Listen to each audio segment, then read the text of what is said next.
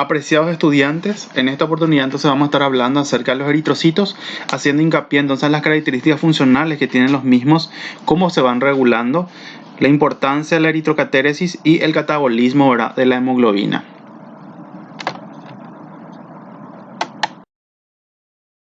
Los eritrocitos. Hablamos de los eritrocitos como células especializadas en el transporte de oxígeno y dióxido de carbono.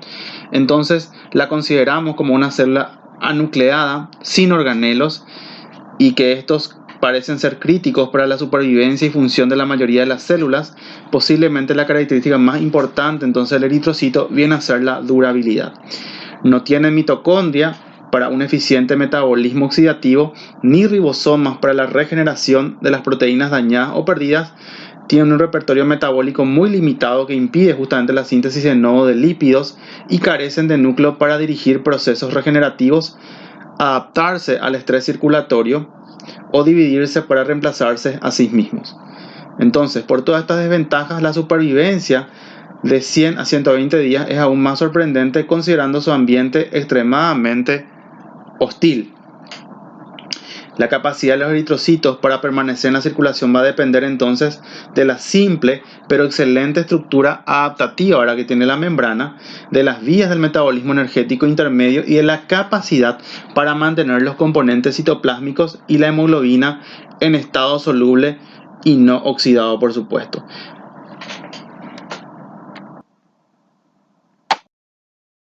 Cuando hablamos entonces de características, ¿verdad?, son características morfológicas y estructurales del eritrocito, y como venía diciendo, la no existencia de organelas celulares, no biosíntesis y la forma bicóncava, ¿verdad?, que tiene un diámetro de 7 a 8 micras, un espesor máximo de 2 micras y la vida media de 120 días, que está relacionado con un envejecimiento progresivo de las proteínas y la disminución de la relación superficie, ¿verdad?, con respecto al volumen. La destrucción fisiológica la vamos a ver más adelante cuando hablamos entonces de hemólisis extravascular en un 80 a 90% que están dados por macrófagos tanto en el hígado como en el vaso, y la hemólisis intravascular, ¿verdad?, justamente que lo hace en un 10 a un 20%. Esa membrana plasmática tiene una gran superficie en relación al volumen, es decir, a ese intercambio que tiene que haber, a la adaptabilidad de la membrana, ¿verdad?, una membrana deformable, al comportamiento en soluciones con distinta tonicidad, si hablamos de un medio isotónico o hipertónico o hipotónico, y la permeabilidad entonces que tienen a los aniones como el cloruro, también vamos a ver más adelante al bicarbonato, y también que poseen bombas, ¿verdad?, de sodio, potasio y por otro lado de calcio. Compuestos, hablando mal y pronto, en un 52% de proteínas, un 40% de líquidos y un 8%, ¿verdad?, que está dado entonces por los carbohidratos. Entonces, desde el punto de vista estructural, nuevamente, la membrana plasmática no difiere de forma esencial de las restantes membranas biológicas. ¿Por qué? Porque tiene una bicapa de lípidos a la cual se ancla una red filamentosa de proteínas que está por debajo de la superficie citoplásmica de la membrana, y esa red filamentosa de proteínas se conoce también como el esqueleto de la membrana, y por supuesto que tiene un papel importante. ¿Para qué? Para mantener la forma del eritrocito y regular justamente, como dice la diapositiva, la deformabilidad y la estabilidad mecánica. Entonces tenemos que la membrana contiene aproximadamente un 52%, ¿verdad?, el peso de las proteínas, 40% los lípidos y 8% entonces por otro lado, ¿verdad?, de los carbohidratos. Cuando hablamos entonces de los lípidos, prácticamente todos los lípidos del eritrocito maduro se encuentran en la membrana. Los principales componentes lipídicos son el colesterol no esterificado y los fosfolípidos, los cuales están en cantidades casi equimoleculares, mientras que a los ácidos grasos libres y los glucolípidos están presentes en pequeñas cantidades. Entonces, esa composición de los fosfolípidos de la membrana es como sigue: la fosfatidilcolina en un 30%, la esfingomielina en un 25%, la fosfatidiletonolamina 28%, la fosfatidilserina en un 14%, el ácido fosfatídico y el fosfatidilinositol, que generalmente es el 3% del total. Entonces tenemos que ese eritrocito maduro no puede sintetizar ácidos grasos, fosfolípidos o colesterol de novo, y depende entonces del intercambio de lípidos y de la acetilación de los ácidos grasos para la reparación y la renovación fosfolipídica. ¿Cuál es la función entonces de los lípidos? Proporcionar continuidad justamente física a la membrana y servir como matriz de proteínas transmembranales. Entonces, también tenemos otro punto importante, que esa bicapa lipídica tiene esencialmente propiedades físicas de una burbuja de jabón, entonces sería emulsificada en la circulación. Sin embargo, la espectrina, que le da una forma hexagonal, ¿verdad?, es una red que mantiene o se mantiene unida por moléculas, teniendo a otras proteínas para ello. Por ejemplo, la proteína 4.1, la proteína 4.2, la aducina y la anquirina, que están justamente colocados en puntos definidos. Y esas interacciones de proteína a proteína son críticas, por supuesto, ¿para qué? Para mantener justamente la unidad de la red y resistir ese estrés constante al que están sometidos los eritrocitos. Entonces, por otro lado, también si hablamos de las proteínas mediante un enfoque isoeléctrico y electroforesis, se clasifican, ¿verdad?, en integrales y periféricas. Las integrales se encuentran firmemente embebidas en la bicapa lipídica, mientras que las periféricas están de manera indirecta a la cara extracelular o citoplásmica de la capa de lípidos. Por ejemplo, la banda 3 y la glucoforina son las proteínas integrales más abundantes y mejor estudiadas. Las dos funciones principales entonces de la banda 3 son transportar aniones, lo que permite el intercambio, por ejemplo, de bicarbonato o de cloruro a través de la membrana, y mantener ligada la capa bilipídica al esqueleto de la membrana. Esa presencia de carbohidratos en las glucoforinas imparte una carga negativa a la superficie de la célula y de esta forma reducen la interacción de los eritrocitos con otras células y con ellos mismos. Las glucoforinas transportan determinantes antigénicos también de algunos grupos sanguíneos. Entonces, esa red filamentosa de proteínas periféricas está anclada a una bicapa por varias proteínas integrales, y eso es referida entonces al esqueleto de membrana. Tiene tres componentes principales: la espectrina, la actina y la proteína 4.1. Las interacciones que se dan entre la espectrina y la actina, las cuales son débiles, son estabilizadas por la proteína entonces 4.1. La aducina es otra proteína, ¿verdad?, del esqueleto, que estabiliza la interacción de espectrina y actina, y la unión física del esqueleto de la membrana a la bicapa de lípidos se acompaña de dos importantes interacciones: la anquirina con la espectrina por un lado y con la banda 3, y la glucoforina C con la proteína entonces 4.1. La composición de los eritrocitos, sabemos que está formado en un 65% por agua, tiene solutos en un 35% de las cuales son proteínas, con el 50% del peso seco. Las proteínas citoesqueléticas son la espectrina, la actina, la anquirina y la glicoforina. Hay proteínas transportadoras para transportar justamente los aniones, como por ejemplo el intercambio de bicarbonato y cloruro que acabé de citar, las bombas iónicas ATPasa, sodio-potasio, y el calcio ATPasa, y también canales iónicos. En las enzimas tenemos la anhidrasa carbónica, las glucolíticas y las reductasas. La anhidrasa carbónica también va a permitir formar en el equilibrio ácido-base. Cuando demos las funciones del riñón, vamos a darnos cuenta también que el eritrocito, la hemoglobina en este caso, viene a ser un sistema buffer o tampón para mantener un equilibrio entre el ácido, entre los componentes ácidos y básicos, ¿verdad?, de la sangre, y de esa manera estar siempre en equilibrio.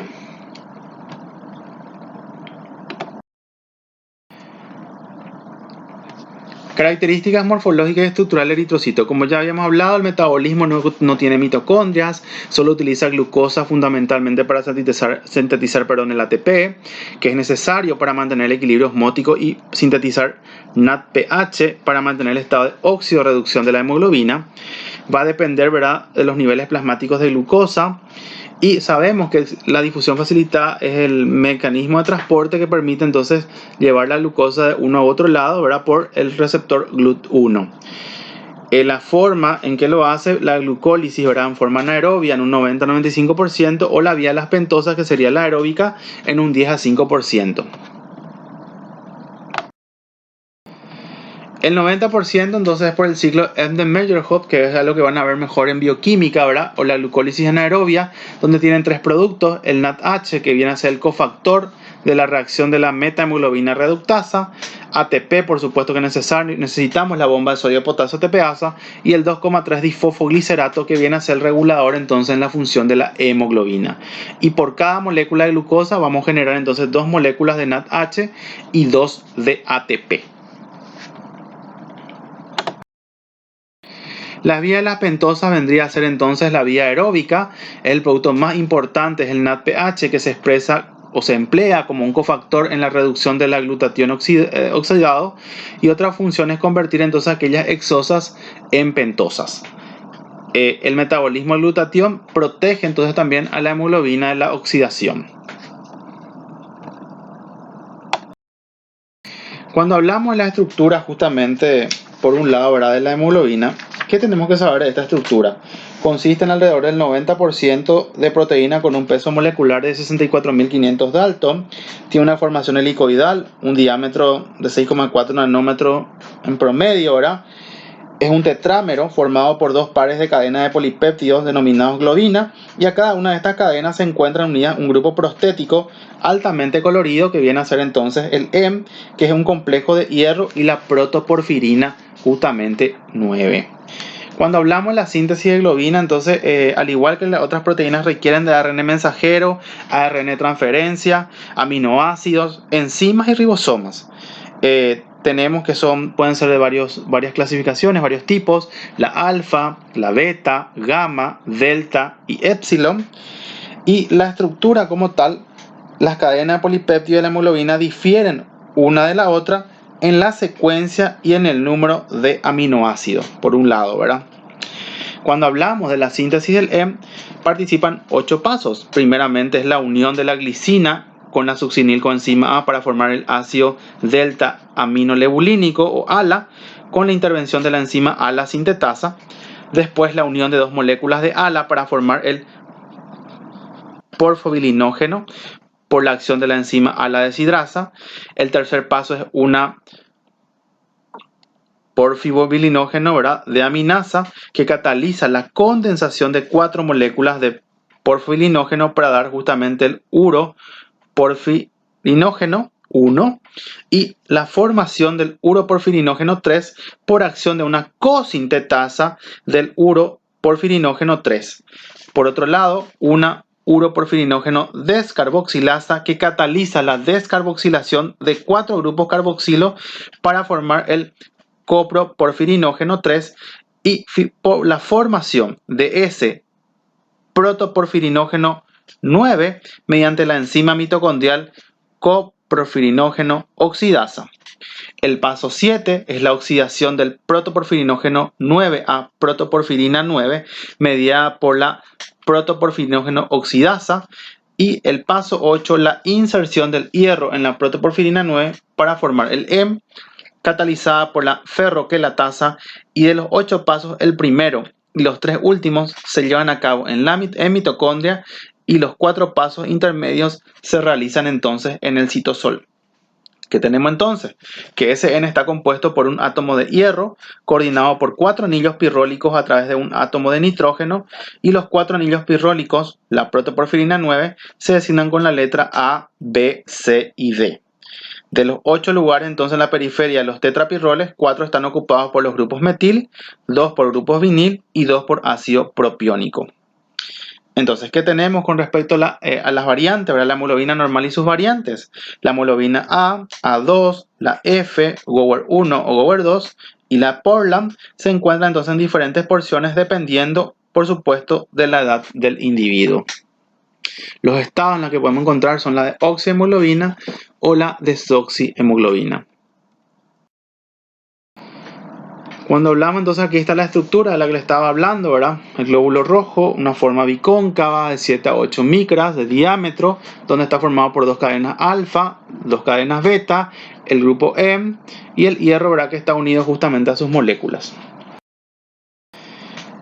La hemoglobinogénesis. Ya había hablado de la síntesis del grupo hemo, pero requiere también de hierro, de vitamina B12 y el ácido fólico. Esta hemoglobinogénesis estaba en 8 pasos que les cité en la diapositiva anterior. Cuando hablamos entonces de la síntesis de globina, nuevamente repasar, que la célula tiene que asegurarse de que la proporción de alfa globina y beta globina en el hemo tenga una relación, ¿verdad?, de 2-2-4. Sabíamos que eran 2 cadenas alfa, 2 cadenas beta y 4 moléculas, ¿verdad?, unidas a ellas, donde requiere ARN mensajero, aminoácidos, enzimas, ribosomas, ARN transferencia, y cada cadena tiene un gen específico. Si damos un ejemplo, los genes alfa se encuentran en el cromosoma 16 y los genes beta, delta, gamma y epsilon se encuentran en el cromosoma 11. Con respecto a los tipos de hemoglobina, es lo que estábamos viendo, ¿verdad? Donde la hemoglobina adulta, hemoglobina A, que tiene alfa 2, beta 2, es el mayor al 95% de los casos. La adulta también con la variante A2, alfa 2, delta 2 menos del 3%. La fetal, por un lado, alfa 2, gamma 2 en el recién nacido mayor al 75%, pero en el adulto es menos de 2,5%. Y la embrionaria, que sería alfa 2, epsilon 2 hasta el tercer mes, ¿verdad?, del estado gestacional. Entonces, durante el primer año de vida, la hemoglobina F o fetal es gradualmente reemplazado, ¿verdad?, por la hemoglobina A, que es la alfa 2 beta 2, y en los adultos solo se encuentran pequeñas cantidades de hemoglobina fetal en menos del 1%. La hemoglobina A2, alfa 2 delta 2, se encuentra en cantidades pequeñas en el feto, 0,5%, y alcanza 2 a 3%, por supuesto, en el adulto. Las hemoglobinas Gower, ya sea 1, 2 y la Portland, son hemoglobinas embrionarias que solo se encuentran por lo general durante los 3 primeros meses del desarrollo fetal. Este es el grupo hemo. Cuando hablamos del grupo tetrapirrólico de protoporfirina 9, está unido a un átomo de hierro. Ese átomo de hierro forma 6 enlaces de coordinación, 4 con el grupo N, y una fijación de la cadena justamente de hemoglobina, ¿verdad?, y una fijación al oxígeno. El grupo M que está teniendo entonces por cada cadena. Habla entonces, hace mención justamente a, una vez más, los 8 pasos para obtener entonces todo lo relacionado con la síntesis del hemo. Cuando hablamos de las funciones de la hemoglobina, entonces hablamos de que es la proteína respiratoria de todos los vertebrados y se localiza solo en los eritrocitos. Reacciona en forma reversible con moléculas de oxígeno y lo transporta de los pulmones a otros tejidos para cubrir las necesidades del metabolismo oxidativo de las células. Una función adicional de la hemoglobina parece ser la modulación del tono vascular mediante el transporte óxido-nítrico, y ese transporte de CO2, a diferencia de lo que ocurre con el transporte de oxígeno, no se lleva a cabo por unión directa con el hemo. El CO2 difunde libremente dentro del eritrocito, se combina con el agua por acción de la anhidrasa carbónica para formar lo que sería el ácido carbónico, y este último se va a disociar en iones hidrógeno y bicarbonato. El bicarbonato difunde libremente, sale del eritrocito y es transportado por el plasma hasta los pulmones, donde la ventilación conserva la presión parcial de dióxido de carbono bajo, dando lugar a una reacción inversa, así como la excreción del dióxido de carbono en el aire expirado. Aproximadamente el 85% del dióxido de carbono tisular se procesa de esta forma. Del 15% restante, el 5% transportado en la solución y el 10% se une a los grupos amino N-terminal de la hemoglobina desoxigenada para formar entonces la carbamino-hemoglobina. Entonces tenemos también otras funciones, ¿verdad? Cada gramo de hemoglobina se une a 1,39 ml de oxígeno. La presión de oxígeno en la arteria es de 95 milímetros de mercurio, en la vena de 40. Y los factores que afectan la afinidad de la hemoglobina por el oxígeno van a ser el pH, la temperatura y la concentración de 2,3 difosfoglicerato. Aquí tenemos nuevamente entonces el MATI, ¿verdad?, que podemos ver que en un 5% en la solución va como CO2, otro por ciento permite, ¿verdad?, por medio de la formación del ácido carbónico, ¿verdad?, desdoblarlo en protones y bicarbonato, ¿verdad?, y en forma de carbamino-hemoglobina en un 25%. Con respecto a la eritropoyesis, sabemos que la eritropoyesis viene de una célula madre justamente pluripotencial, por eso tenemos una célula amiloide pluripotente, que luego pasa a una célula mieloide, luego pasa a la célula formadora de colonias eritrocíticas, ¿verdad? Y la primera célula, ¿verdad?, es la proeritroblástica. Posteriormente vamos a los eritroblastos basófilos, los policromáticos, el ortocromático, el reticulocito, ¿verdad?, que no tiene núcleo como lo ven en la diapositiva y que su presencia es de 0,5 a 1,5%, minuto, y finalmente nos van a hacer las eritrocíticas con la característica disco bicóncavo característico. Este tiempo de maduración de la eritropoyesis es de 5 a 15 días, con una renovación de 0,8% diario, y la velocidad de renovación es 160 por 10 a la sexta eritrocitos por minuto.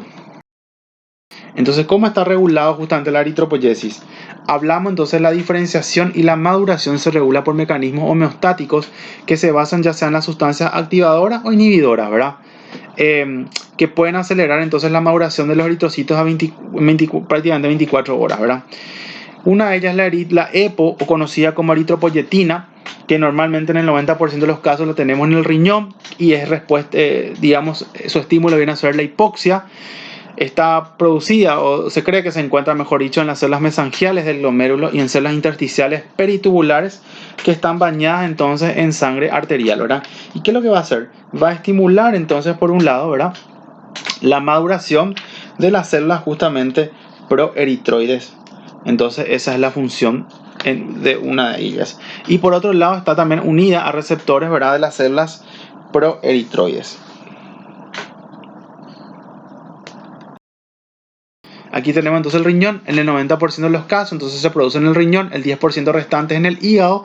Entonces es una hormona que vemos que está funcionando muy poco o disminuida en situaciones patológicas, como por ejemplo una enfermedad renal crónica, porque si sabemos que se produce en un 90% de los casos en el riñón, cuando hay una falla renal del riñón de manera crónica, la funcionalidad del riñón está disminuida, entonces la probabilidad de que se produzca entonces esa disminución de la eritropoyetina es alta, porque no funciona bien el riñón. Entonces muchas veces aplicamos a los pacientes de manera exógena para que ellos puedan tener esa cantidad suficiente que permita entonces al paciente regenerar nuevamente o tener un nivel de valor de hemoglobina aceptable.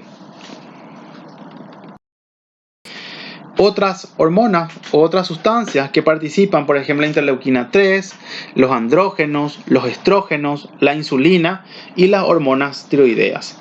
Los factores de maduración sabemos que son el hierro, la vitamina B12, ¿verdad?, el ácido fólico y la vitamina 6. Con respecto al hierro, el hierro es un elemento esencial en el metabolismo celular que funciona como un componente de las proteínas transportadoras de oxígeno, que son la hemoglobina y la hemoglobina, y de los citocromos. El contenido de hierro en el adulto es en promedio de 2 a 4 gramos, y en individuos normales tiende a permanecer dentro de límites relativamente estrechos, lo que se logra mediante el control de la absorción más que de la eliminación de este, ¿verdad? El hierro se pierde cuando las células, en especial del tracto gastrointestinal y urinario, se eliminan por descamación. Aunque el hierro es un componente fisiológico del sudor, solo se pierden en pequeñas cantidades, y se ha estimado que la pérdida promedio del hierro es de 1 miligramo por día en el varón adulto y en la mujer menopáusica. Sin embargo, aquella que está en periodo de menstruación pierde una cantidad adicional de aproximadamente 0,006 miligramos kilogramo día. En la mujer embarazada, la pérdida de hierro es cerca de 3.5 veces más que la del varón, y en una dieta equilibrada la ingesta promedio de hierro oscila entre un 10 a 30 miligramos por día, si aceptamos que hay una absorción de un 5 a 10%. Se obtiene entonces 1 miligramo, cantidad necesaria para reponer la pérdida, ¿verdad?, diaria. Y ese abastecimiento de hierro para la eritropoyesis se mantiene básicamente ¿por qué? Porque hay un reciclaje diario de alrededor de 20 miligramos de hierro que van proveniendo de aquellos eritrocitos senescentes.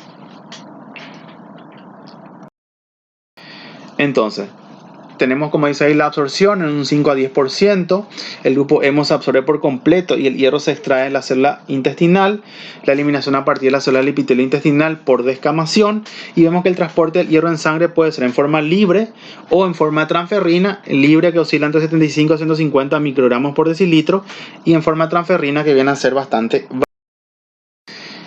Hay conceptos claros en lo que sería el metabolismo del hierro. La absorción debe ser reducido a un estado ferroso por el citocromo B duodenal en la superficie justamente apical del enterocito, que es transportado por lo que sería el TDM, que es el transportador divalente de metales, que va a permitir entonces la captación de hierro inorgánico de la dieta. Y hay una proteína transportadora en que sería el PTH, que también está relacionado con la fuente de hierro en la dieta.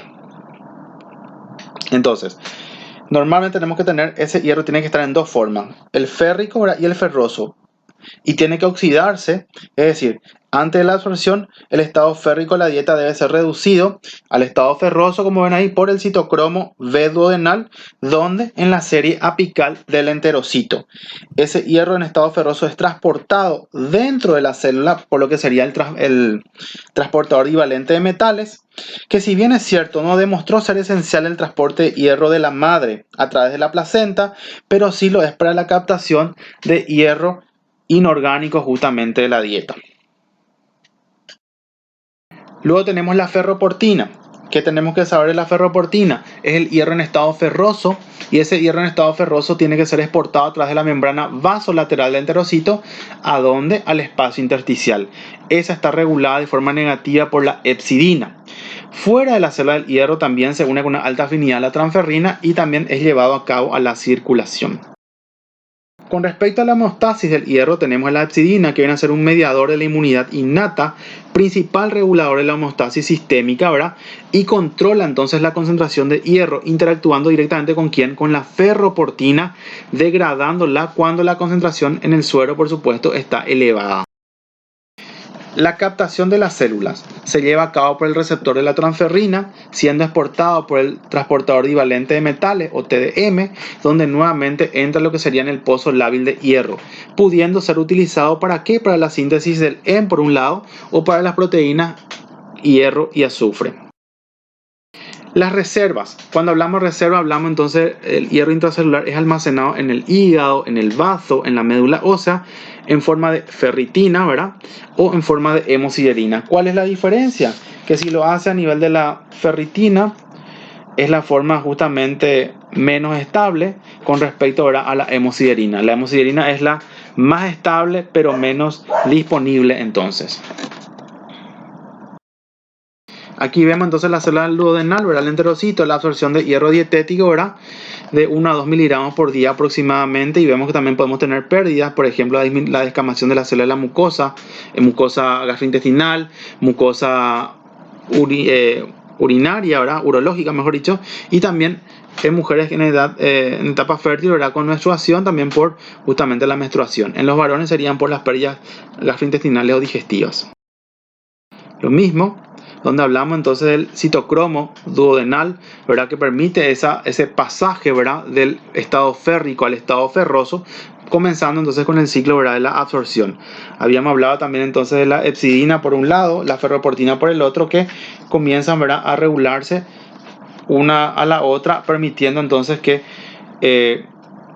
controlar la concentración de hierro, ¿verdad?, interactuando directamente con la ferroportina, dando como resultado ¿qué cosa? La degradación de la ferroportina cuando la concentración de hierro en suero se encuentra elevada. ¿Y qué es lo que va a hacer? Ese mecanismo lo que hace es bloquear la liberación del hierro de los macrófagos, de los hepatocitos y de los enterocitos.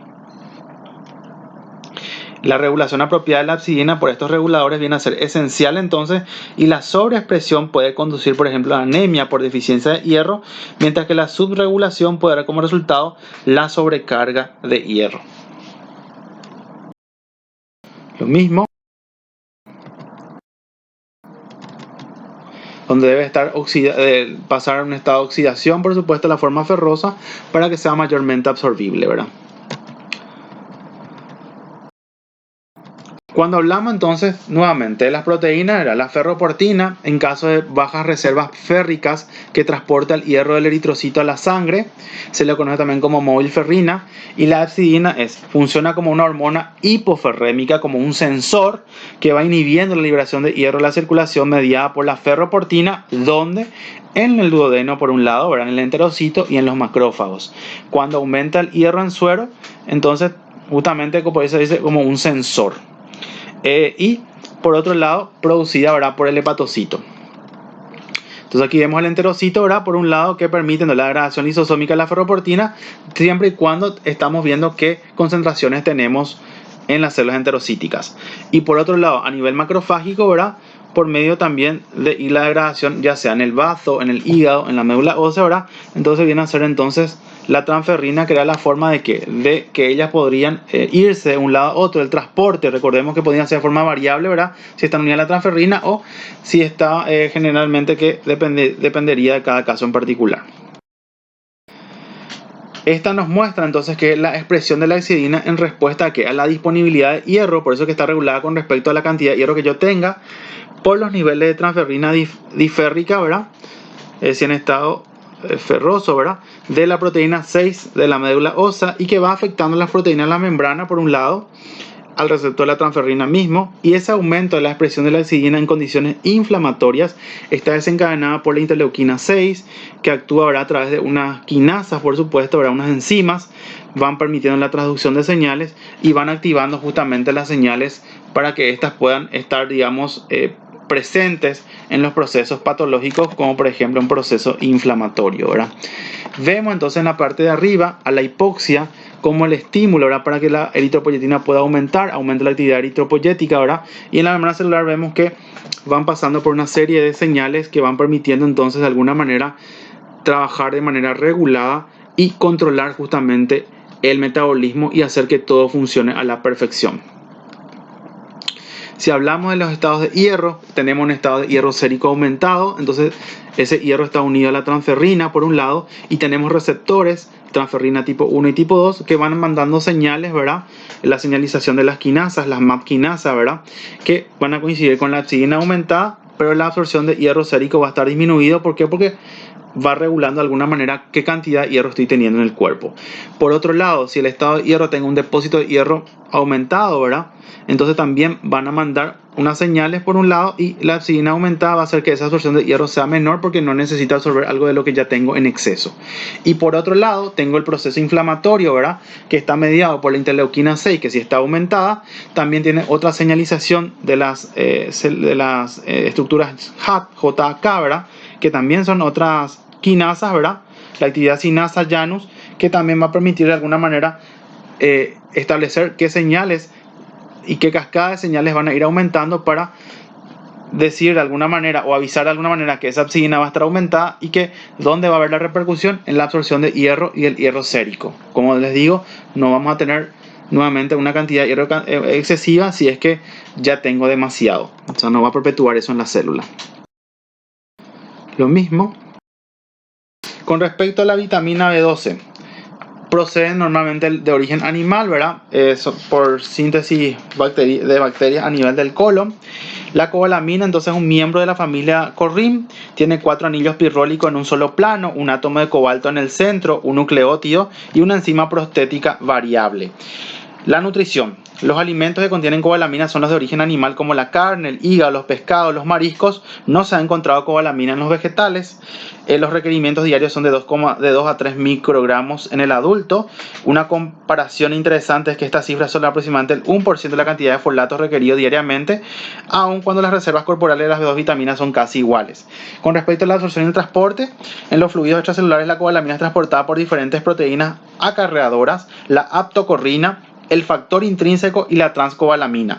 Esa cobalamina es liberada de las proteínas que lo transportan los alimentos por acción de la pepsina y de un pH ácido, y se une inicialmente a la aptocorrina presente en la saliva y en los fluidos del tracto gastrointestinal superior.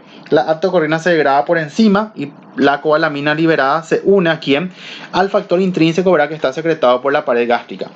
Ese factor intrínseco, a diferencia de la aptocorrina y de la mayoría de las proteínas, es resistente a las enzimas gastrointestinales y forma el complejo cobalamina factor intrínseco que llega al ileum, donde reconoce a otra molécula que es la cubilina y es captado por un mecanismo mediado por receptor. El factor intrínseco no es resistente a las enzimas lisosomales y su misión termina en este compartimiento. La cobalamina libre se une a la transcobalamina, que es un transportador esencial justamente en el plasma. ¿Cuáles son las funciones? Generalmente es necesaria para la formación de la timidina, ¿verdad?, una de las cadenas ADN, que es la coenzima en la síntesis del hemo, en la eritropoyesis y en la hematopoyesis. La absorción, entonces veíamos que hay un complejo, ¿verdad?, factor intrínseco cobalamina, que va a permitir entonces finalmente llegar al último eslabón, que sería en el ileum, donde va a reconocer entonces a la cubilina. Lo que es vitamina B12. La deficiencia de la vitamina B12 es la anemia megaloblástica, donde tengo glóbulos rojos aumentados de tamaño en cuanto al volumen. ¿Se acuerdan cuando dimos los índices hematimétricos? Habíamos hablado del volumen corpuscular medio, que podría ser normocítico, microcítico, y por otro lado, ¿verdad?, cuando el volumen teníamos bien aumentado, ¿verdad? Entonces, Esos volúmenes aumentados del volumen corpuscular medio hacen hincapié entonces en la anemia megaloblástica. También las anemias megaloblásticas son células eritroblásticas de la médula ósea más grandes que forman macrocitos, son muy frágiles y una vida media corta. También tienen tendencia a la leucopenia, participan en la leucopenia, trombopenia, en la desmielinización, y por supuesto que va a dificultar la maduración y la proliferación celular. ¿Por qué? Porque va afectando la cadena de ADN. El ácido fólico. El ácido fólico es una vitamina B soluble en agua compuesto de un anillo de pteridina, paraaminobenzoato y de una o más cadenas laterales de glutamato. Normalmente los humanos no pueden sintetizar folatos y por tanto dependen de la absorción intestinal y de su efectiva retención celular. Los folatos en los alimentos naturales no enriquecidos encuentran en forma reducida. Las fuentes más ricas son el brócoli, el espárrago, la espinaca, la lechuga, el plátano, el limón, melón. Y esos alimentos de origen animal con más abundancia de folatos son el hígado y el riñón. Una dieta promedio tiene 400 a 600 microgramos de folato y la cocción prolongada de los alimentos puede disminuir en forma importante su contenido, por supuesto, de folatos. Con respecto a la absorción, combina procesos mediados por acarreadores saturables específicos que predominan ¿dónde? En el yeyuno proximal y aquellos no saturables que predominan en el íleon. Los poliglutamatos, que son hidrolizados a monoglutamatos por la glutamato carboxipeptidasa, y el alcohol, que daña la actividad de esta enzima y puede contribuir a la deficiencia de folatos, por supuesto, en los alcohólicos. Esa conversión de metiltetrahidrofolato ocurre en las células del intestino, donde son exportadas a la sangre, y los folatos aparecen en la sangre rápidamente después de la ingestión, alcanzando altas concentraciones a la hora. El metiltetrahidrofolato, conocido como glutamato, es la forma predominante en los folatos circulantes. ¿Qué función tiene? Sabemos que la entrada de N5-metiltetrahidrofolato monoglutamato a las células es mediada por receptores y constituye la principal fuente de los grupos metil para la remetilación de la homocisteína en de la metionina sintetasa. Por eso es importante entonces. Vuelvo a repetir, la remetilación de la homocisteína en presencia de la metionina sintetasa. En el interior de la célula, el monoglutamato es convertido a penta-hexaglutamato en presencia de ¿quién? La poliglutamil sintetasa. Y el siguiente paso en el metabolismo intracelular de los folatos es adquirir su primera unidad de un carbono de la serina, formándose entonces el N5-N10 metilén tetrahidrofolato. Y así sucesivamente para entonces permitir la regeneración de la metionina a partir de la conclusión. ¿Qué es lo que quiere? Quiere entonces regenerar la metionina a partir de ¿quién? A partir de la homocisteína. Chicos, terminamos todo lo que sería prácticamente nuevamente el video, ¿verdad? Lo que sería la eritropoyesis. Entonces, que está tal cual detallado justamente en el libro de fisiología de 3Rs. Muchas gracias.